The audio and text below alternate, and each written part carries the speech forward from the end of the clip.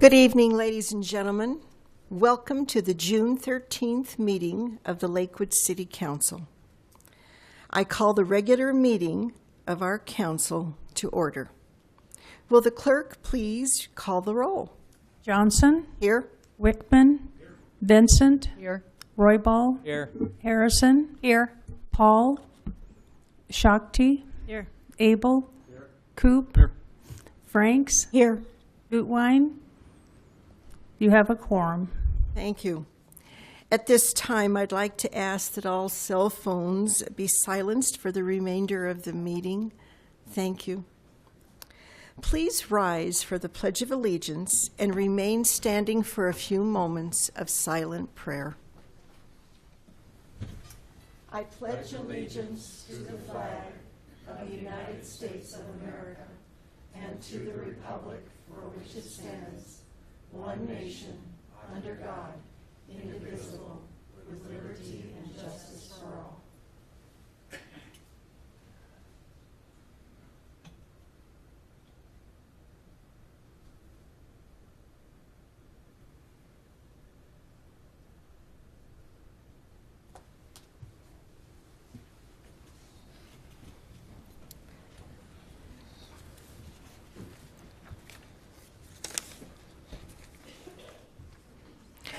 Will the clerk please read item 4 into the record?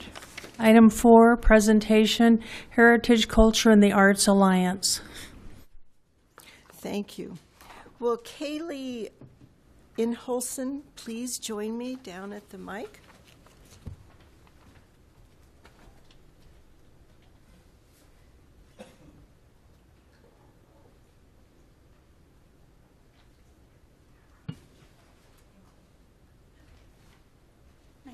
Would you mind introducing yourself? Yeah. And if other folks came with you, would you please introduce them as well? Of course.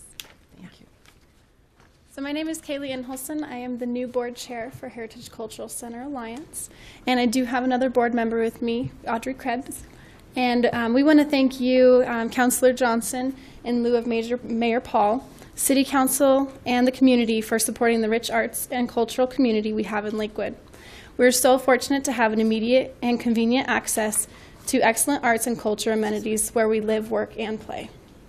The mission of the HCA Alliance is to raise awareness for funds for the city's Heritage, Culture, and Arts program. Each year, about 170,000 people engage with the HCA programs at the Lakewood Cultural Center, the Heritage Center, and the Washington Heights Art Center. Last year, over 15,000 youth and 71 schools benefited from these programs. We have a tremendous core of 240 volunteers who help implement and support the HCA programs year-round. This year, we want to present a check for $8,250 to support the HCA Volunteer Recognition Program, youth scholarships, the Jefferson County Treasure Exhibit, and the Cultural Center, as well as the replica neon sign for the new Estes Motel exhibit that just opened on Saturday at the Heritage Center. With that, we keep thanking you. Thank you.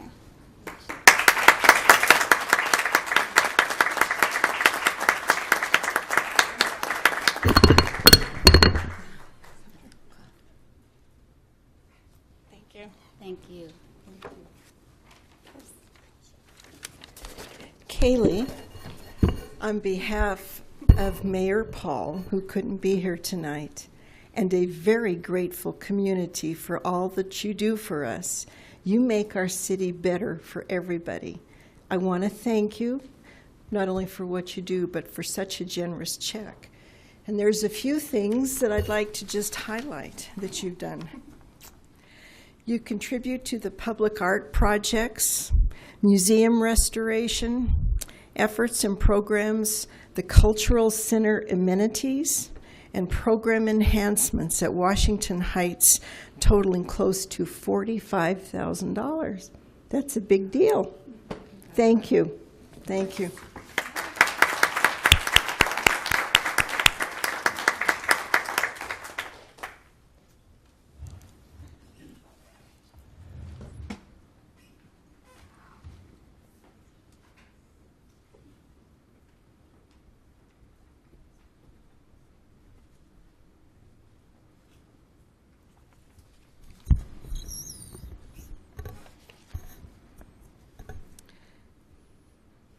Will the clerk please read item 5 into the record?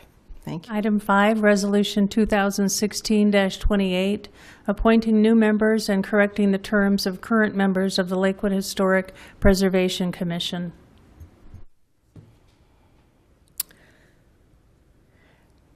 Councilman Harrison, would you like to speak a little bit about this? I just wanted to congratulate all of the people that are being appointed to the Preservation Committee this evening. We had so many absolutely fantastically qualified people, and with the ordinance that we passed about 2 weeks ago, I'm losing track of time, we added 2 more people to that list, but I'm really excited about what this committee is going to be able to do and all of the qualifications that they have. So thank you, all those volunteers that are on this committee, and I just wanted to say thank you for the time and effort that you're going to put. Thank you. Thank you. Councilman Harrison is the chairman of the screening committee that actually went to all the time to make sure that this was done. Is there any public comment regarding this resolution? Okay, if not, may I please have a motion?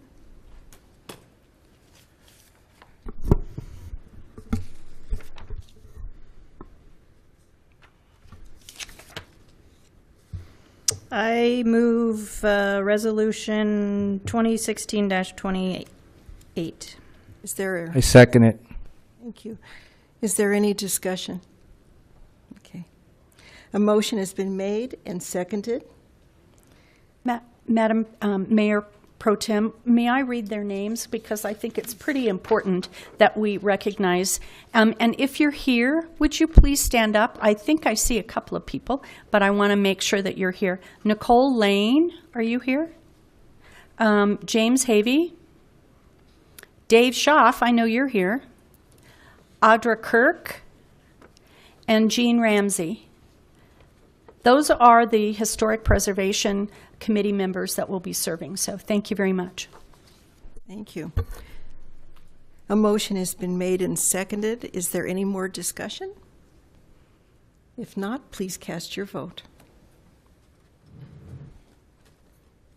Whoops.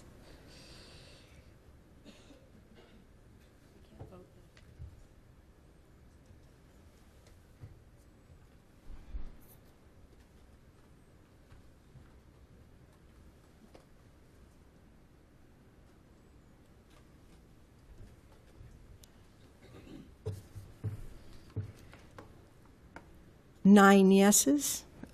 This passes. Thank you.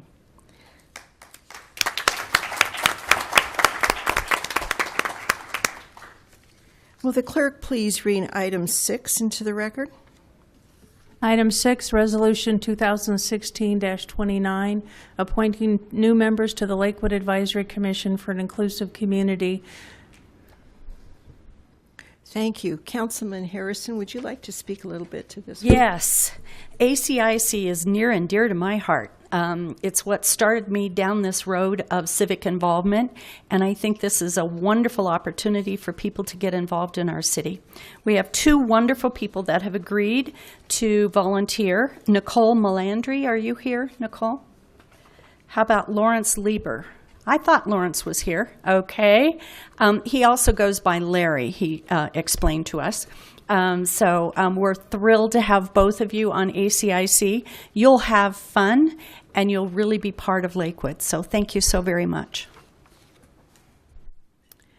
May I please have a motion?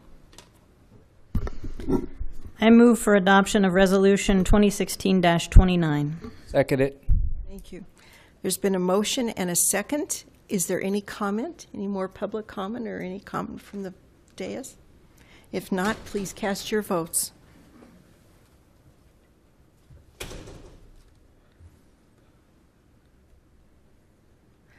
The motion passes. 8 yeses. Thank you and congratulations.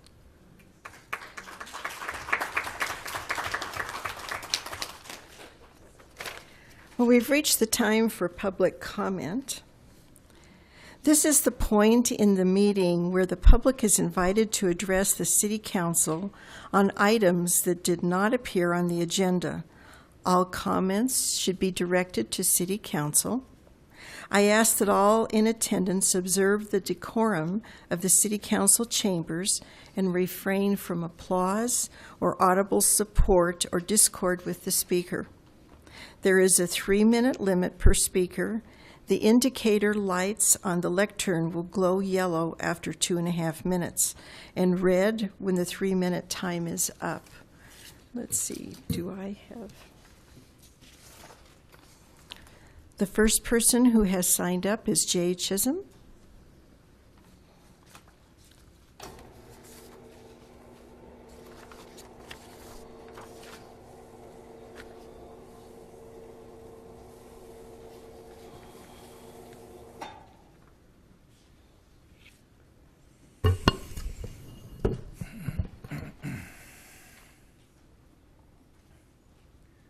City Council, Mayor, ladies and gentlemen, Move it a little closer to a you. little closer.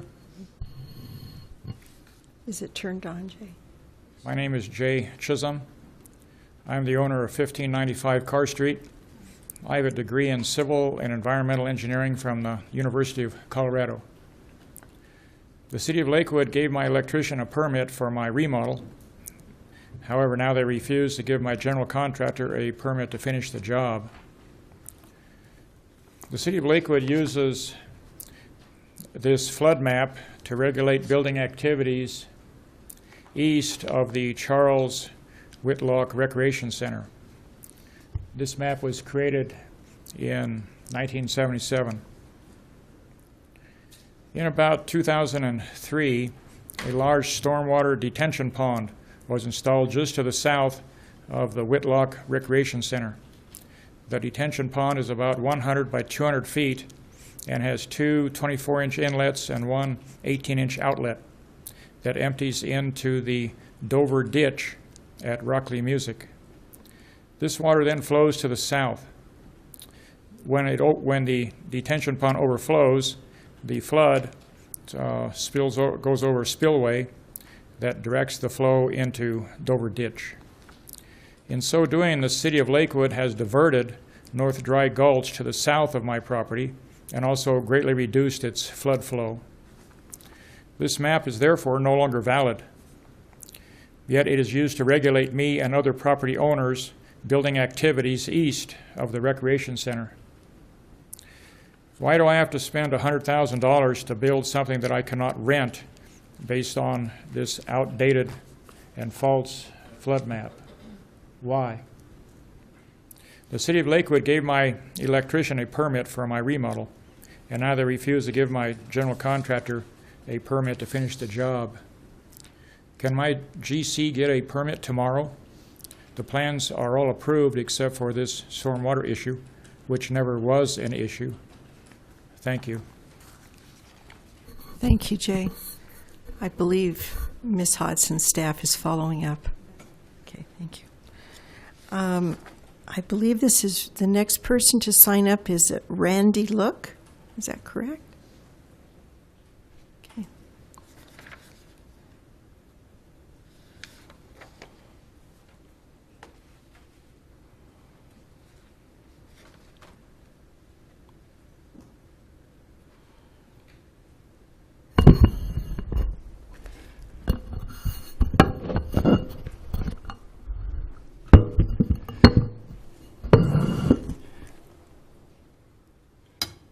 City Council, Mayor, ladies and gentlemen, greetings. My name is Randy Look. I'm an architect, and my address is 311 Spring Street, Morrison, Colorado. I wanted to point out graphically what Jay was saying, and this is the detention pond at the Whitlock Center, and this is the property, Jay's property, right here at 1595 Carr. And it's right in here that Jay wants to build a 7-foot wall that, according to the reason that he's not being able to get a permit for that wall, is because the water flows from the Whitlock detention pond across this property between Dover and Carr. Well, at the edge of this property in the alley, the city has built a 150-foot long, 4-foot high concrete wall that would impede the flow of the floodplain to Jay's property. Why would the city reject the idea of a 7.5-foot wall when they have built a 150-foot wall? In doing this 150-foot wall that's 4 feet high, it takes the property out of the floodplain. In so doing so, the city of Lakewood has removed the danger of that 7.5-foot wall from the floodplain. It was this city when the city built this wall, it pushes the flood to the south. So the water goes along this wall to the south, and then it goes down West 15th Place, which takes Jay's property out of the floodplain. This wall has raised the floodplain elevations. By building this wall, they've raised the floodplain elevations in this property. And how can Lakewood build a 150-foot wall across the floodplain, and why can't Jay build the 7.5-foot wall? The city of Lakewood has given Jay an electrical permit for the remodel. Now they refuse to give him, the GC, a permit to finish the job. Can someone please help him? Thank you. Thank you, Randy. The next person who has signed up is Kaylee Inholson. Is that correct? Am I saying that right? That was the presentation. Gotcha. Okay. Lynn Judson.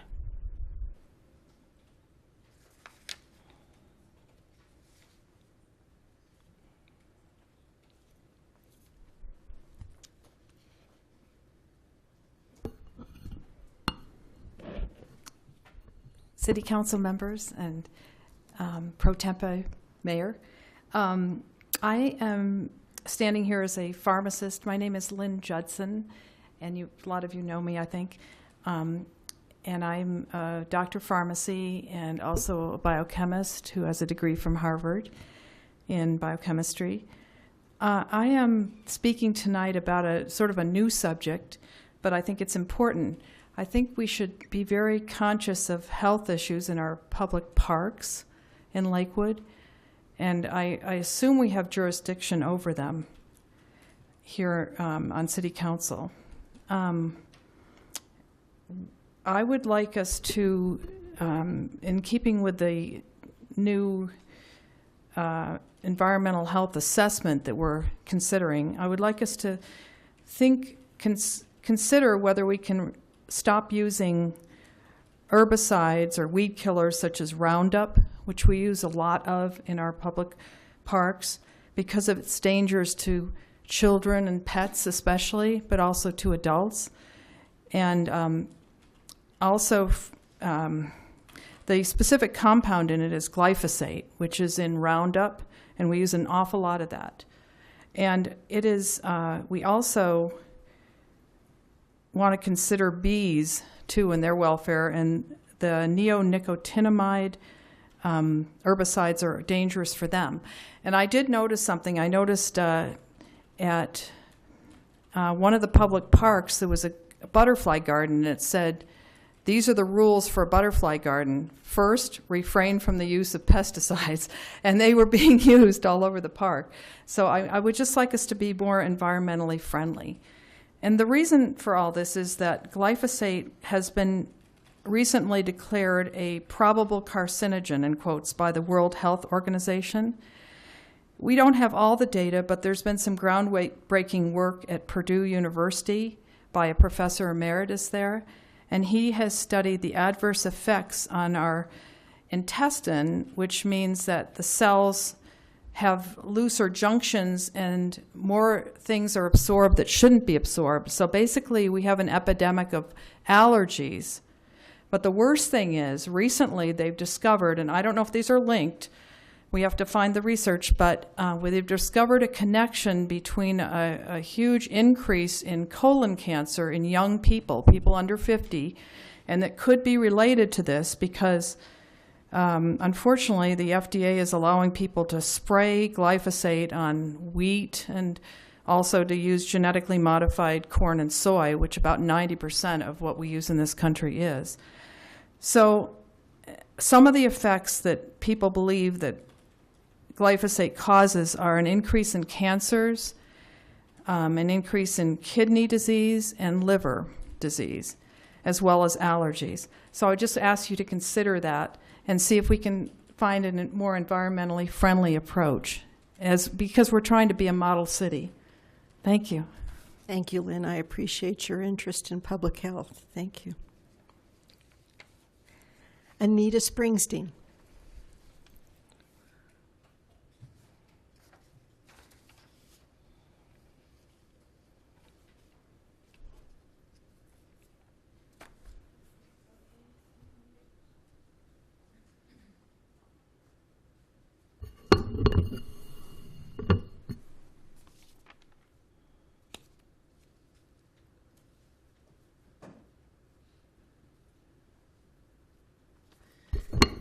Good evening.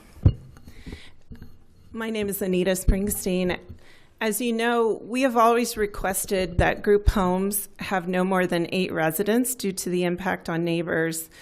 The group home on South Newland Street, which serves 12, causes a great deal of traffic, parking issues, congestion, noise.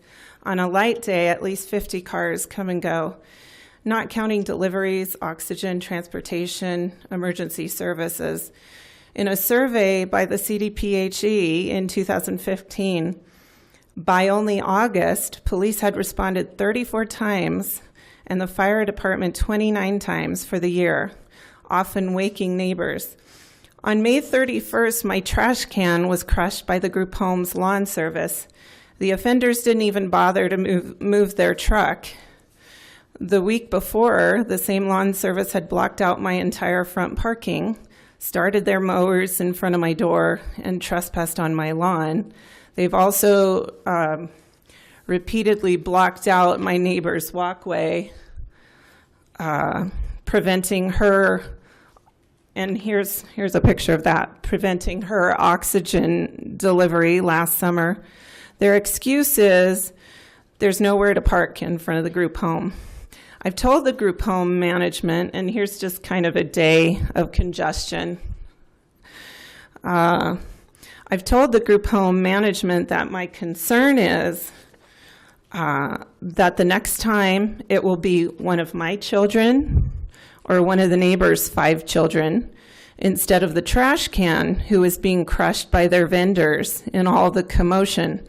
My kids were playing with a snake under this trash can earlier that day. I'm terrified for them to be in my front yard. The group home management admits that its vendors are used to parking in the street and there's a lot of traffic, but they have no real solution. My request is for the city to help us deal with this mess that's been created before neighborhood children are hurt. First, please enforce the existing ordinance for home businesses. 17.4.3.1 M7, parking associated with minor home businesses shall be confined to the street frontage of the lot containing the minor home business or the driveway, garage, or carport. And it also says that a minor home business shall not create noise, dust, vibration, etc., other nuisance or hazard that disturbs the peace and quiet of a residential neighborhood. The group home holds itself out as a business to the public.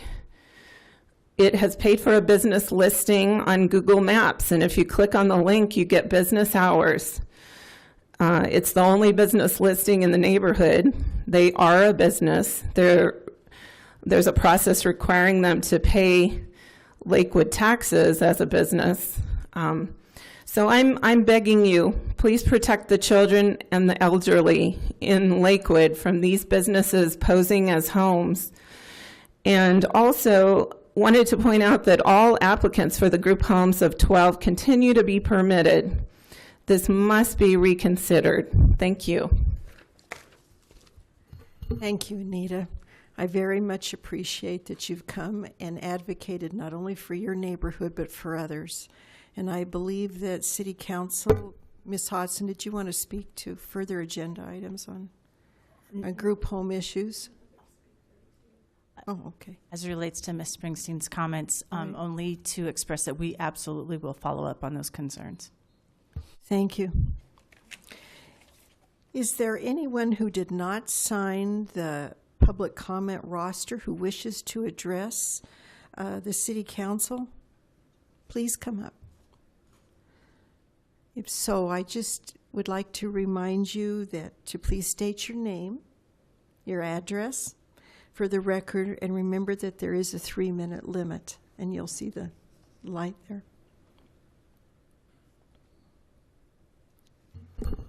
Sorry for my attire. My name is Scott Redmond. I live at 2940 South DeFrame Way, which is at Bear Creek and Morrison. My house, along with approximately 12 other neighbors' houses, are back up to Morrison Road. I've been living there for 20 years. We paid extra for the lot to have the view of the park. Over the past 20 years, the traffic has increased tenfold. The noise is unbearable. The exhaust technologies on cars, trucks, and motorcycles are all aftermarket, are illegal. I've been running decibel checks for 2 months, April and May, before even the traffic's even picked up. I start at 5:30 in the morning. I'll hit 97 before 7. And these meters will peak out over 100. That's like a jackhammer. I can't keep my windows open. None of my neighbors can. It's racing. There's a speed limit of 55, and that's optional. I've addressed the police to patrol and set up speed traps or whatever to monitor. Every once in a while, I see a police officer drive down Morrison. I can count on my hand how many times I've even driven by Morrison. I work for CenturyLink, so I drive that road a lot. You never see anybody pulled over. There's been numerous accidents at that intersection. And what I've been working with CDOT, it's a state highway, so it's kind of weird. Lakewood patrols it, it's a state highway. They have been no help. I finally got them because I've sent a few people emails in a chain to ask for what they can do to help. They finally agreed that I can get a dirt berm built, but I have to pay for all of it. It's about 700 feet long, 10 feet high. There's enough green belt to accomplish this. Now, I'm a rookie at this. I'm so far out of my league, and I'm asking for help. We have more than enough dirt that Solterra and these surrounding suburbs have to truck dirt far away and get rid of it. And they can drive right up the street, and I don't have $100 an hour for engineering.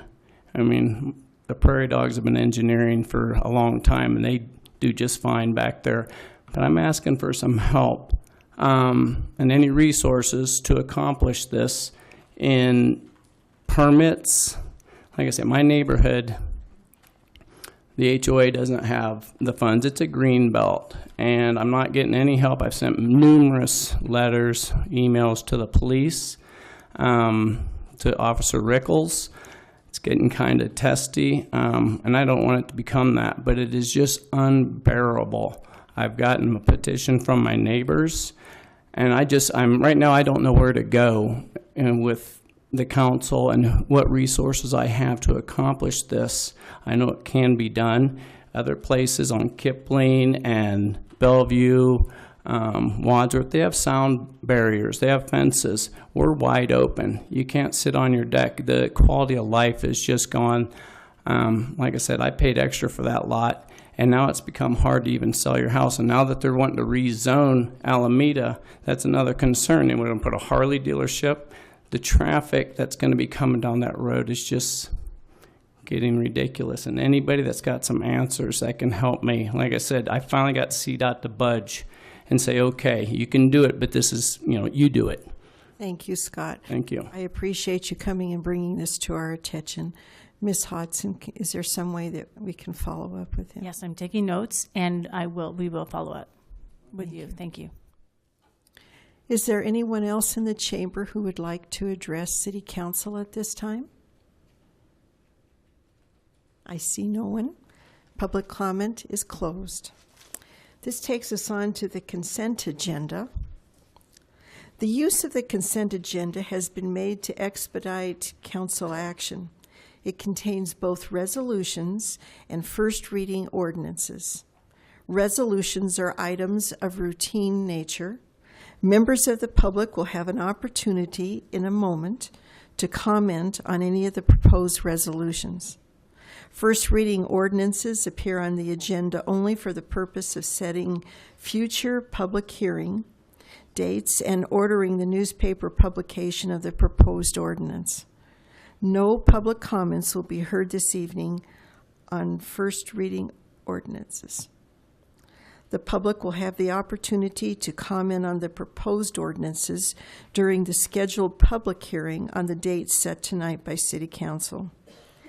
Any council member may request an item on the consent agenda be removed for separate discussion and action under general business. Will the city clerk please read the items on the consent agenda into the record? The consent agenda consists of items 8 through 12 inclusive. Item 8, Resolution 2016-30, endorsing amendment to Lakewood 2016-2017 Head Start grant application for purpose of submitting request to federal government for supplemental funds available to provide cost of living adjustment to staff in Head Start and Early Head Start. Item 9, Resolution 2016-31, endorsing amendment to Lakewood 2016-2017 Head Start grant application for the purpose of submitting a request to the federal government for supplemental funds available to extend duration of services in Lakewood Head Start program. Item 10, Ordinance O 2016-11, authorizing a supplemental appropriation to the 2016 annual budget in the amount of $100,000, authorizing the expenditure of grant funds from the National Endowment for the Arts to the City of Lakewood to implement the 40 West Arts Loop in Northeast Lakewood. Item 11, approving the minutes of the special meeting of City Council on May 2nd, 2016. And item 12, accepting the minutes of the Advisory Commission for an Inclusive Communities Executive Committee meeting of May 4th and their full commission meeting April 20th, both 2016. Thank you. At this time, I will open the public comment period on the proposed resolutions contained in the consent agenda. At the conclusion of the public comment, a vote will be taken on the entire consent agenda, with the exception of any items removed by council for separate vote. If you have already provided your address on the sign-up sheet, you need only announce your name and city of residency when you begin speaking. If you've not provided your address on the sign-up sheet, we ask that you state it now for the record. There is a 3-minute limit per speaker. The indicator lights on the lectern will show yellow after 2.5 minutes and will be red at the end in 3 minutes when your time is up. Would anybody care to speak and address City Council on any of these items?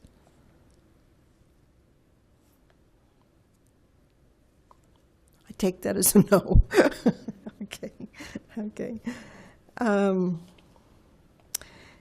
If not, public hearing is closed. I am ready for a motion, please. Mayor Pro Tem Johnson, I move for approval of the council minutes for acceptance of the minutes of boards and commissions, order all ordinances introduced on first reading to be published in the Denver Post with public hearings set for the date included in the ordinance, and for adoption of resolutions, all of which are included in the consent agenda items introduced into the record by the city clerk. I second that, Mayor. A motion has been made and seconded. Is there any discussion? Please cast your votes. Just a second, let me. Okay.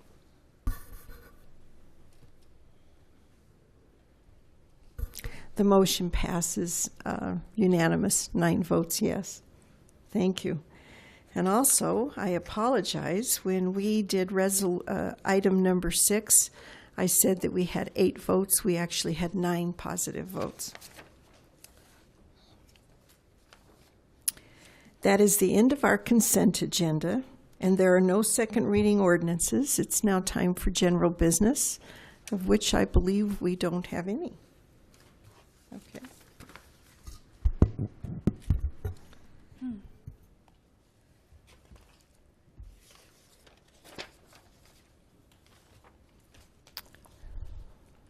Ms. Hodson, do you have any executive report for us? Thank you, Mayor Pro Tem Johnson. Nice job this evening, and I have no report. Okay. Ms. Greer, do you have any reports for us? Report. Thank you. Okay. I'll tell you what, Shakti, Councilwoman Shakti, do you have a report? Yes. Councilor Roybal and I have our Ward 3 picnic this Saturday. It's a potluck picnic starting at 11 o'clock, and he can fill in any details I've forgotten on that.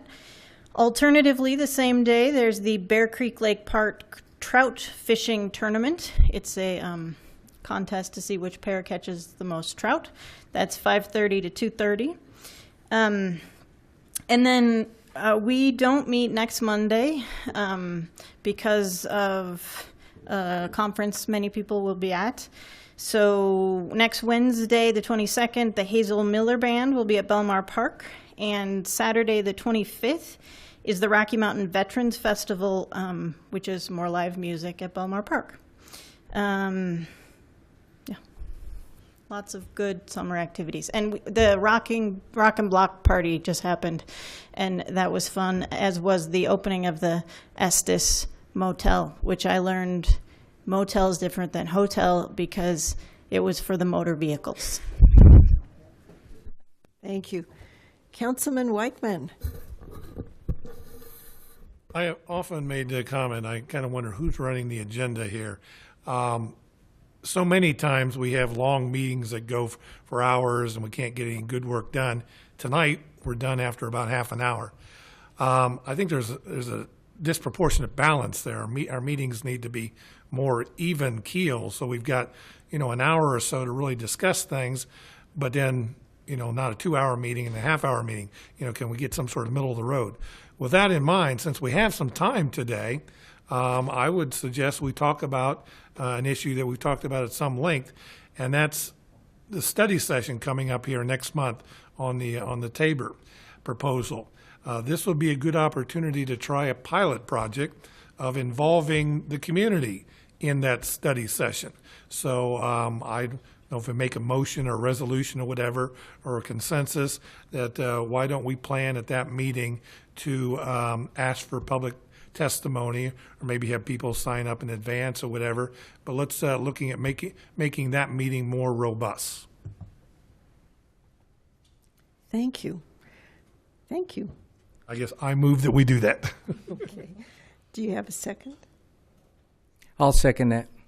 Okay, we have a motion and a second to allow public comment when we have our study session, our next study session on Tabor. Am I phrasing this right? Close enough. Okay. Is there any discussion? Yes. I'm sorry. I should do that. Okay. Councilwoman Harrison. I shouldn't interrupt. How are we going to do that? Because usually a study session is good public, we're getting information, but how are we going to work that, Dave? How are you envisioning that to work? Well, I know there are some experts on the Tabor subject, and I think we could ask that they sign up in advance, so we can find out, who they are, and ask how many minutes that they need, and using that as a starting point. And then I suppose at some point, as Ramey was saying, we could do a public comment as well, maybe 3 minutes. But I'm really more interested in hearing from the experts, really giving us some of the debate, like we do with our staff. I want to expand it beyond staff to include other experts as well. My only concern with that would be, I don't mind getting the information. I think that that's good information to get. The only thing that bothers me is that when we get ready to take a vote, are we remembering things in the same way? In other words, normally when we have a meeting, we have the speaker come make a presentation that night, and we've got the chance to sit and ask the questions of the speaker at that particular point in time. Would you also propose these same people who testify also be at the next meeting, at the regular meeting, so that if there were any secondary questions that might come up, how would that be public record? That's my concern. Sure, yeah, that would be fine. I'm sure they'd be happy to do that. Like I said, I'm visualizing it the same thing as we do with our staff, that it's back and forth. They're all here, and I don't think they're going to have any problem with coming back on a second meeting. They probably will be anyway. And it would be a very good opportunity to hear what they say, debate it, ask some questions, and then when it comes to the formal vote, they can come back and elaborate on their point. That little give and take in a debate, you're building upon your points. So you're not forcing people to come up with some sort of 3-minute magic speech. This way we have some dialogue back and forth. And an ongoing dialogue, I think, is going to be very positive. Councilwoman Shakti and then Councilman Abel. Thank you. So I am uncomfortable having this conversation because we have a procedure where we know what's on the agenda so that councilors can be prepared for what we're going to be talking about, and so the public has notification so that they can give input. And this is something you brought up, Councilor Wickman, as something we should talk about putting on the agenda, which we've just come up with a whole procedure of how we do that. And it is one of the things in that queue that we will be talking about. And I think it's an interesting idea at different levels. But I don't think that we can start the policy of just bringing up new subjects that aren't on the agenda at council meetings. Well, see, that's where I disagree. As my point is, who puts this stuff on the agenda? I mean, this should have been on the agenda a long time ago. I mean, at a bare minimum, we discussed it in February. And ever since then, I've been pushing this issue. We need to discuss it. And we keep pushing it off. It's like, oh, now we'll talk about whether we want to talk about it in July, months later. And in the meantime, we're wasting this evening. This agenda is just kind of out of control. We need to have some sort of input on the agenda. And I'm saying, I know I have no input. It's like, who makes this agenda? I keep asking. So since Councilor Wickman just responded, can I respond to Councilor Wickman? Certainly. So one of the things we got in the council discussions about what is the appropriate procedure for figuring out what to put on the agenda was that people want enough time to digest the information about a topic that's going to come forward. And so that has been one of the things we've thought about in setting dates, because a number of people work on this council. We want to get the information so that we're making educated choices and having educated conversations, and we have time to digest it. And if we just bring up a topic at a meeting and then talk about it then, that's not how you make intelligent decisions. Okay, well, how do I get something on the agenda? This bit about fill out a form and we'll discuss it months later. I mean, I only have a year and a half left. I mean, we can run the clock all we want, but at some point, we have no influence on this agenda. Councilman Abel?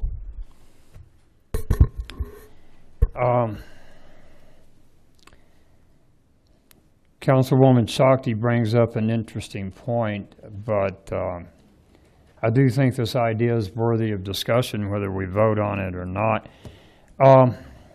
May I ask,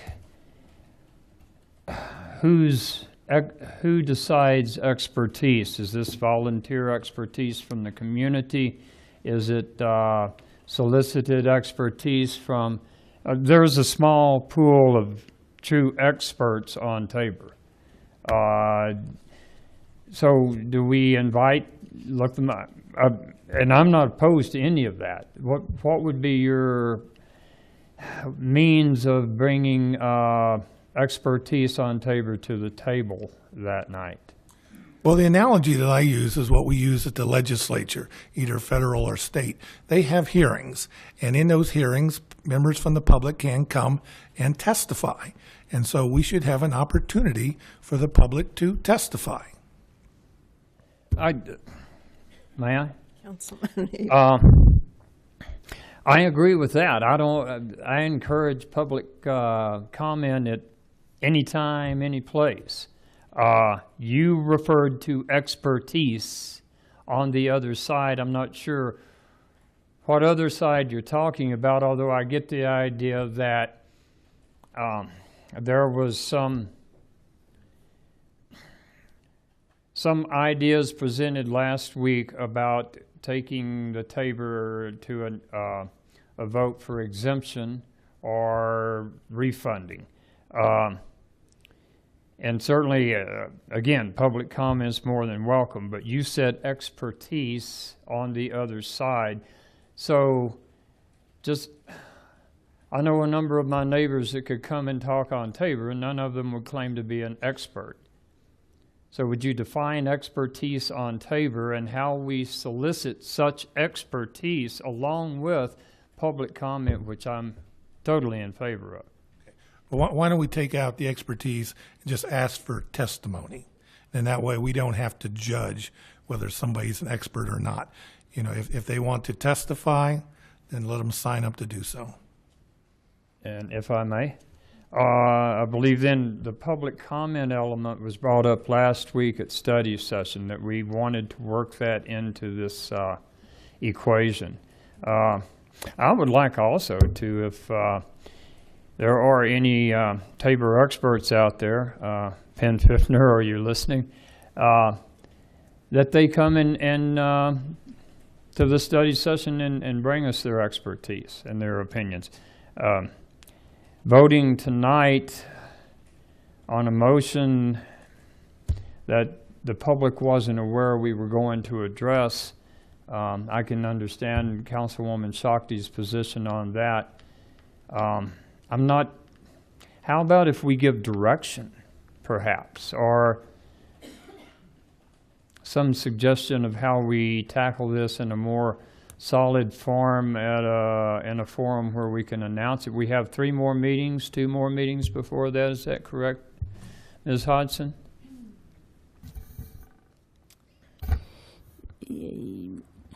Yes, we have July 11th, and then the meeting we were to talk about Tabor at the study session was July 18th. Would it be proper for us to give some consensus of direction that we bring up Councilman Wickman's idea formally at one of those meetings? As a matter of fact, on July 11th, you, under general business, you are going to talk about all of the agenda items, the requests. You were going to have that discussion on the 11th anyway. And I believe Councilor Wickman has already proposed and submitted this particular idea. So you will be addressing this, among others, for placement on the agenda on July 11th.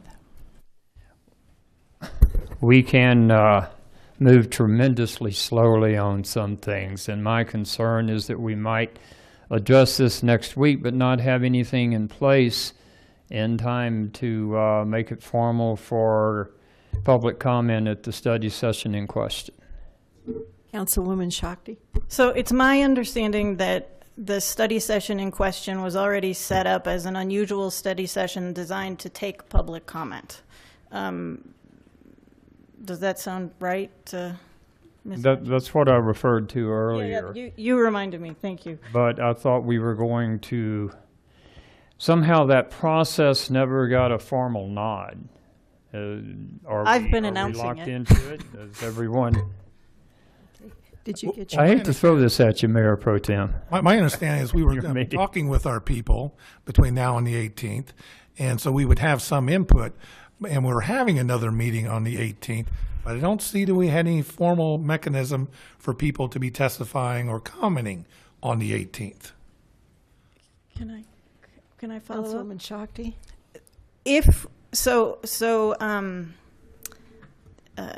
perhaps it's not totally clear.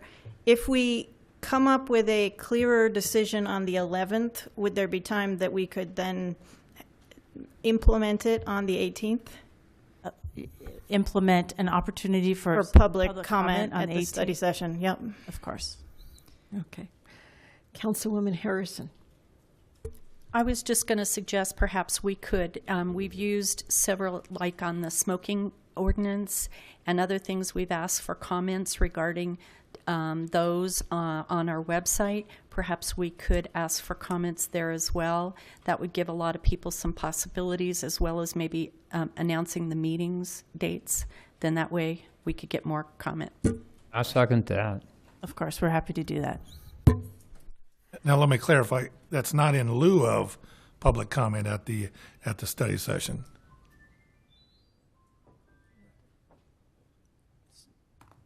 Are you recognized? Councilman Wickman, go ahead.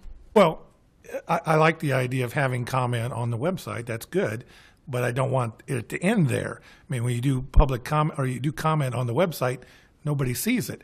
If you're at a study session and you're testifying on the behalf of your issue, then it's heard by everybody, not only just the council. And so again, it's part of that dialogue that's public.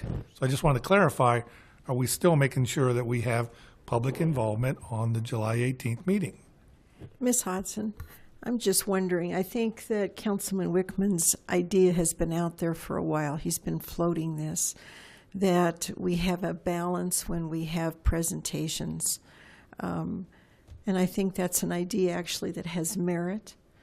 The Tabor issue is an important issue.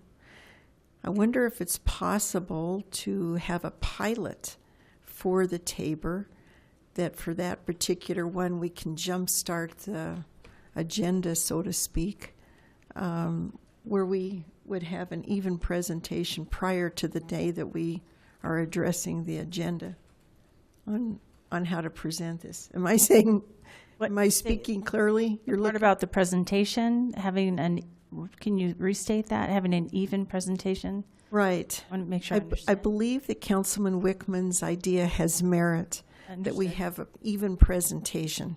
And I'm not sure if expertise, whoever comes, can at least testify. That does have merit.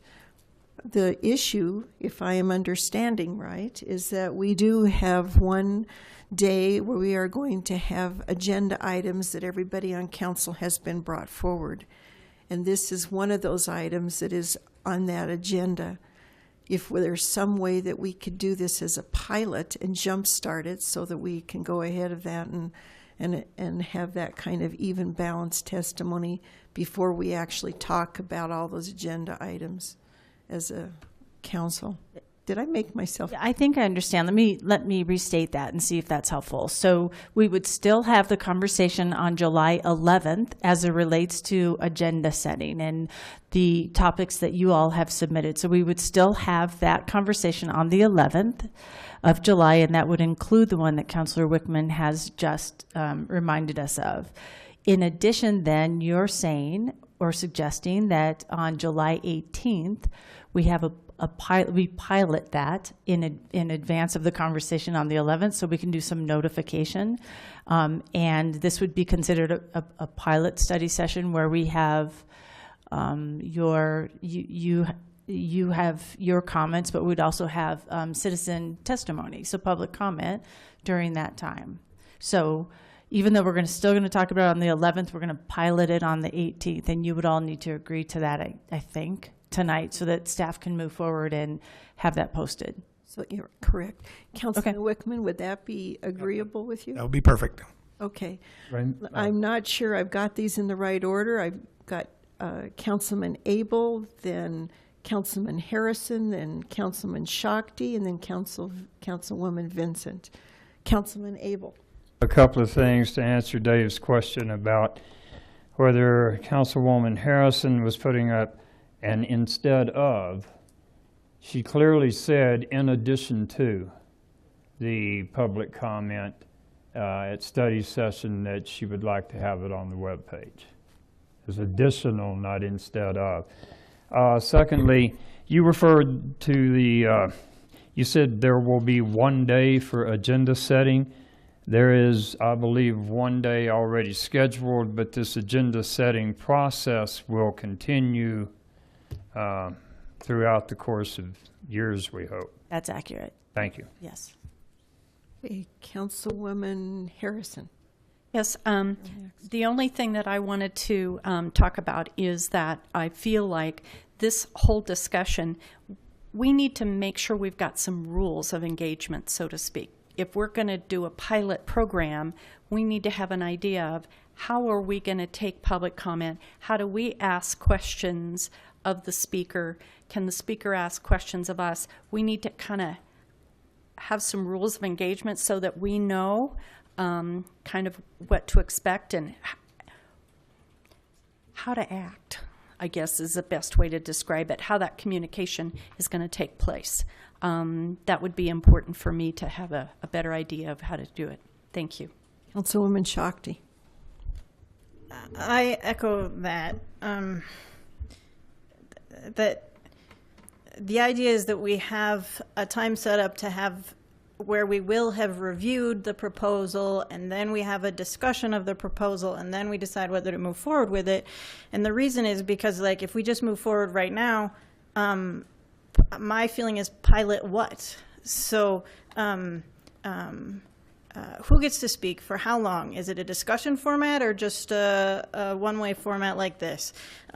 Is there some sort of expertise? Does it have something to do with what the presentation is? Because that's sort of how it's being talked about. Or is it just the public testimony? Like there's a lot of outstanding questions. So although I think we can make it on the 11th, we can design it so on the 18th we're taking public input. I think we're rushing it if we plan to do it tonight. Councilwoman Vincent. I guess I do agree with that, and I want public comment.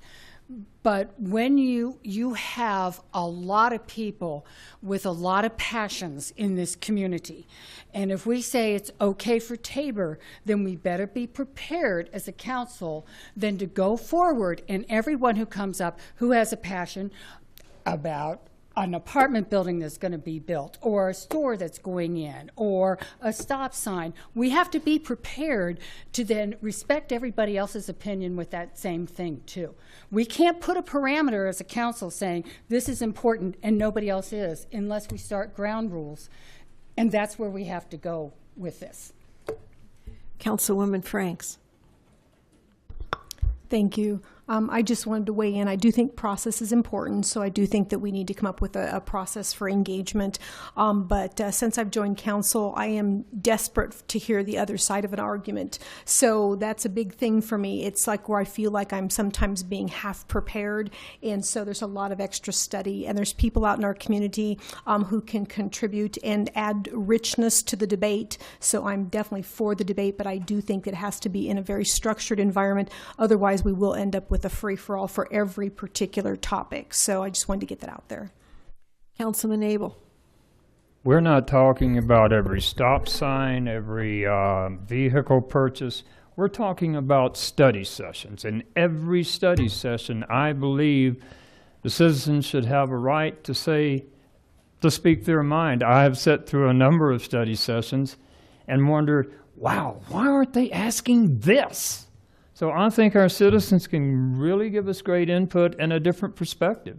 And I have no problem with every study session, just like every public hearing we have, being open to the community's comments.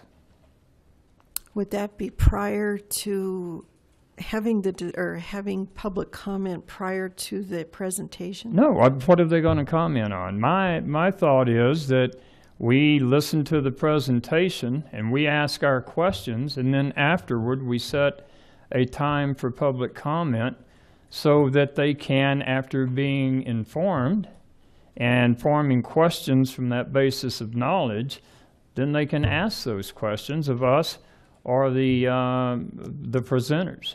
But again, this is something that we had planned to discuss along the line between now and that Tabor study session.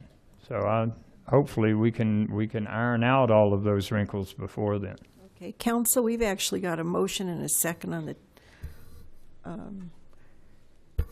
Help me out again with what our motion is, Councilman Wickman. Well, we're going to do a trial on July 18th to try out the process of public testimony. And then as a trial basis, that'll be an opportunity for us to fine-tune a permanent process for study sessions. Councilwoman Shakti. I'm interested in a little bit of legal background on what can we vote on that we don't have on the agenda, that we haven't given notice about. Well, not to sound flippant, but this isn't the kind of thing that the public would provide input for anyway. So you may be familiar with the Town of Marble cases, the two, one Court of Appeals and one Supreme Court, which basically discussed what you can discuss that's not on an agenda. This is the kind of decision-making that the Supreme Court, Colorado Supreme Court, would have considered out of bounds under the second Town of Marble case. Under the Court of Appeals case that was overturned, it probably would be. But in this particular instance, moving forward, how you're going to potentially conduct study sessions is not something that you would be prohibited from making a decision on tonight. Thank you. Thank you. Councilman Abel, or excuse me, Councilman Coop, Abel, and Harrison. Is there another opportunity before the 18th for us to make a decision on this? Because as has been pointed out many times from these seats up here, it seems like something gets thrown at us and people are reluctant to vote on things when they don't have enough time. And now this was just brought to us tonight. So I would like to hear, actually from my constituents, I'd like to talk to people a little bit about this. What are the good things? What are the bad things? Because there's always unintended consequences for most of the things that we do up here. So I would prefer to hold this off until if there is another chance, another meeting to have this vote. Ms. Hodson, do we have a different date? Again, we have July 11th, which is intended to have the conversation around agenda setting. And the requests that have come in. So that's July 11th. We have scheduled July 18th as a study session, additional study session for the Tabor conversation. Let's see, I believe it was, didn't I say Abel and then Harrison? Is that right? Okay. I like that order at least. I believe the attorney, when he referred to the Town of Marble decision, I believe that says that if you're discussing something and the conversation moves to a related topic, that's okay. But if the presiding officer knows 48 hours before the meeting what will be discussed or voted on, then that has to be on the agenda. Is that the basis for your advice? In part, Councilmember Abel, I would actually suggest that if any council member knew ahead of time that an issue was going to be raised, there's not a specific time frame, 48 hours, it could be 24 hours. It just, it's a fair and complete notice to the public. And you're correct about if you have a topic that's being discussed and it moves into another topic, that in some instances action could be taken on that topic. In that particular case, however, the topic that ended up in action being taken was actually on the agenda. Basically, the Colorado Supreme Court has said, to the extent that you can provide notice, you must provide notice. But there are instances where you're not going to know ahead of time that a topic will be ripe for action. In this particular instance, it's a little different because not only was this item not on the agenda, but you're not taking the kind of action that, sort of legislative action, a decision to enter into or exit a contract, those kinds of decisions. You're making a process decision. Sure. I'll bet you a cup of coffee it says 48 hours in that decision. However, what we're doing here is wondering if the public wants to comment on public comment.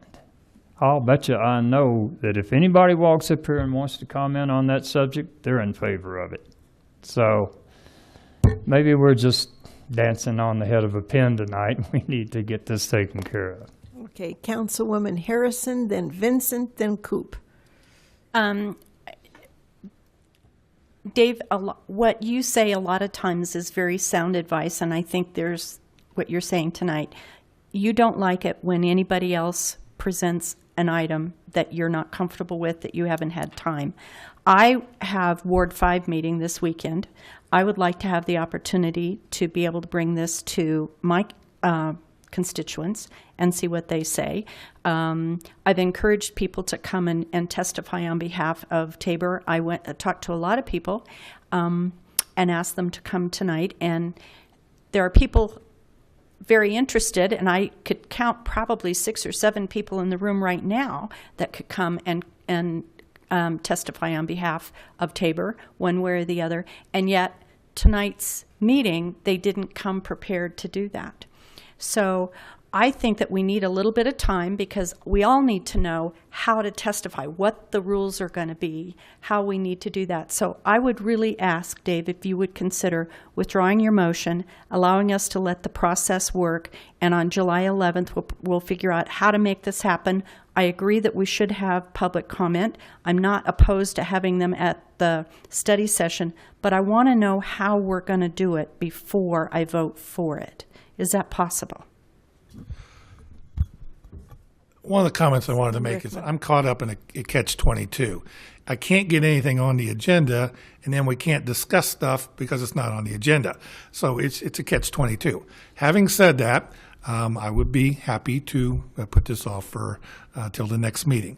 But we can't keep kicking the ball down the can down the road. Like I say, I only have a year left, or a year and a half.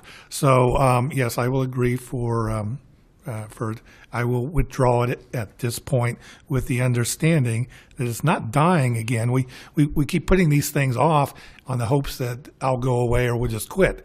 I will bring it back again. And so next time, I don't want to hear the argument that we're caught by surprise and all that sort of stuff. But I will withdraw the motion tonight. Thank you. Councilwoman Vincent. Yes, I didn't want anybody to think that I was not for public opinion at all, or information. But I think what I'm reacting to is I don't know what I'm reacting to. Is it possible to get some information how you see this process working, maybe with Ms. Hodgins, to come up with some sort of parameters or some sort of information so that I can vote or react to something then on the 11th? I would be, if you would. Again, I keep using the analogy of in Congress and at the legislature, they have hearings. And in those hearings, they invite certain people to testify. And then in addition, other people can sign up to testify. And in that process of testifying, the lobbyists from the different sides all come forth and give their perspectives. And in the process of going through that hearing, you hopefully have heard from both sides, hopefully equally. Right now, we're only hearing one side. So any sort of process that would allow people outside of staff to testify is what I'm pushing towards. Council, can I please just remind you that we're having a lot of back and forth, and let's try and get down the road here, and we're running out of time too. It's getting late. Councilman Coop, and then Councilwoman Shakti. I'm not against this idea. I'll just put it out there. But I'll reiterate what some of the other councilors have said, is that I just want to know what I'm voting on. So if public testimony, then that's great. I think we all want to hear it up here, what our constituents want. At our ward meeting already, we had a wonderful conversation with constituents, and we told them there would be other meetings that they could come for public comment. None of them showed up. I'm sorry, one did, but didn't speak on the topic. So that's their prerogative. So I would just like to know what we're voting on at the time. And another question that I've got is that, what is the opposite side, because we're talking about putting something on the ballot for the citizens to vote on. Is the opposite side going to be not to let the citizens have their say? So it's kind of confusing for me to be talking about an opposite side when we want to give the citizens the vote anyway. Councilwoman Shakti. I just wanted to clarify that the plan is on the 11th or any date when we're discussing agenda items that may be brought forward, that all of the council members and the public will see the form that the council member fills out as their proposal for an agenda item. So that will be the substance that we can look at and think about before we come to the meeting. Okay, we've had a motion. Oh, Councilman Roybal. Yes, thank you, Mayor Pro Tem. We've had the withdrawal of the motion, so now I am moving forward and talking about our Ward 3 picnic. So we're going to see if we can move on. Okay? Thank you. Lasley Park, 11 a.m. We're having a community picnic. Please come. Thank you. Councilwoman Vincent. No report. Councilwoman Harrison. I just wanted to invite everybody to come down to Ward 5 this Saturday, 9 a.m. We will have a walking meeting. Try to figure that one out. We're going to be looking at the new Carmody Park, the plans, I should say, of what the new Carmody Park will look like, and we're going to have a walking tour. Meet us at 9 a.m. at the Carmody Park shelter, come rain or shine. We can walk around the park even if we have umbrellas. So be there or be square, and see you on Saturday. Thank you. Councilwoman Franks, you have a report? Thank you. I just wanted to mention that the National Night Out, which is an annual community building campaign that promotes police and community partnerships, is going to be on August 2nd. And the police department is looking for a few additional sponsors for those. So if you're in a neighborhood and you want to host a National Night Out, just send an email to one of your counselors and we'll be sure to connect you with the right folks. The other thing I wanted to follow up on is this past Saturday, we had our Ward 4 meeting, and the major topic was the development C470 in Alameda. And so we had the developer give a presentation, and then there was a few minutes for some questions from the audience. And then we had a group who's in opposition to the rezoning, and they spoke. And so what we're trying to do is there wasn't enough time to get all of the questions answered. And so if you want to send those questions to either Councilor Wickman or myself, we're going to put those all together, get those in front of our speakers, and then also try to schedule a follow-up meeting. So, and then our next meeting for it, there is a second Saturday of each month, 9:30 to 11 at Green Mountain Presbyterian Church. The next meeting will be about traffic. It's going to be everything from code enforcement for traffic, traffic engineering. So if you've got any questions on those topics, feel free to give those to us so we can get our speakers well prepared. Thank you. Councilman Coop. Just want to congratulate Mayor Pro Tem Johnson on chairing her first council meeting, and nicely done. Thank you. Thank you. Councilman Abel.